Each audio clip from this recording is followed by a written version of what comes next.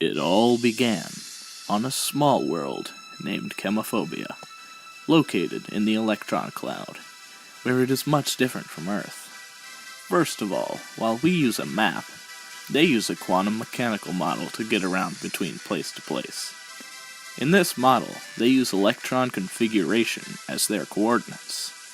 And for the more visual, they use boxes with arrows, and the boxes can only hold 2 arrows.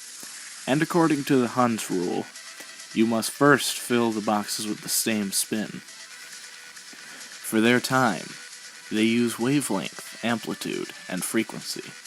Wavelength being the hours of the day, amplitude stands for minutes, and frequency is how fast time goes. But it's not that simple.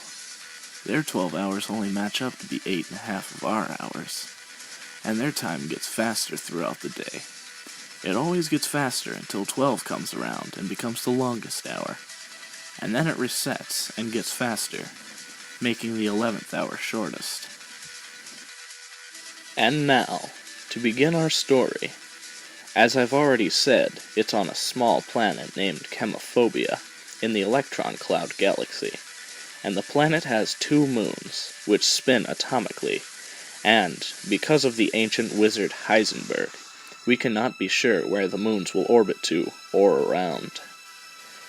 In the region we are talking about today, there are 9 major cities and 8 major empires, and there is a war going on between the metals and the non-metals. And there is a small group named the Metalloids who won't concern themselves with this rebellion, and remain neutral. The groups of the rebellion are the noble gases, non-metals, and halogens. They want this region to be more lenient on their freedom, because everyone looks at them with hate for not being metal. This planet region's name is Yesterdirt. As I mentioned before, there are 8 empires with 9 cities, and there are 9 kings to rule their own city. The first city is named Blackwalk, and it is ruled by King Americium, king of the inner transition metals.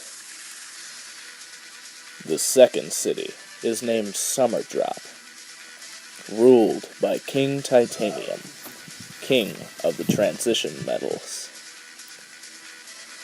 The third city is named White Isles, ruled by King Boron, king of the Metalloids, who remains neutral in the war. The fourth city is named Mercy Rose, ruled by King Potassium, king of the alkali metals.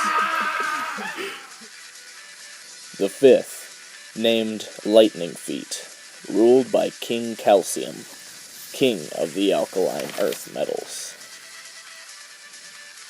The sixth city, and one of the rebellion cities, is named Dusk Pentagram, ruled by King Carbon, king of the non-metals. The seventh city is named Winterize, and is also one of the rebellion. It is ruled by King Fluorine, king of the halogens.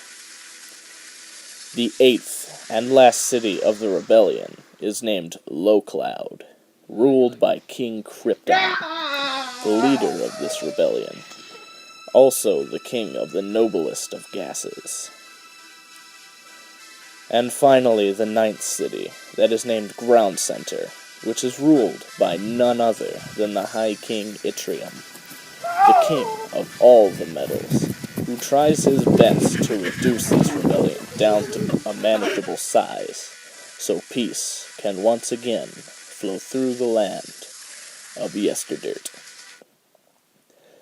Now, take all that information you got from me, lock it deep inside your head, and prepare yourself for a great story of a boy who lives in Ground Center, who liked to do nothing but sit and play games for probably more hours out of the day than the sun is up.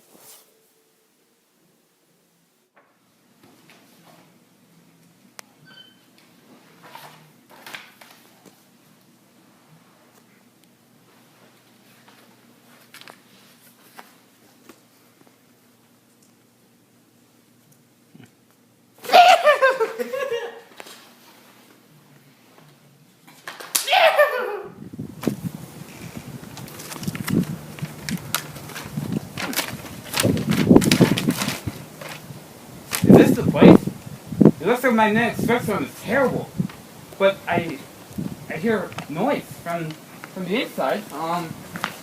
I guess this is the place. I mean, wow.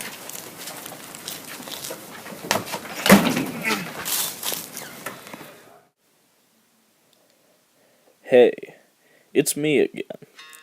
Did you really think a little story of a boy going to a party was a good idea? Oh, no, no, no. That just cannot do. It's too bland, too faulty. Anything could happen. And frankly, I wouldn't want to be a part of something as shallow as this. I mean, really. Who would go to a party that the person who is inviting you is someone you don't know? So, I guess this is where it ends. It's been a good time, but everyone has to say goodbye sometime or another. So, I guess I'll leave you with one more thought before I go back to the great unknown.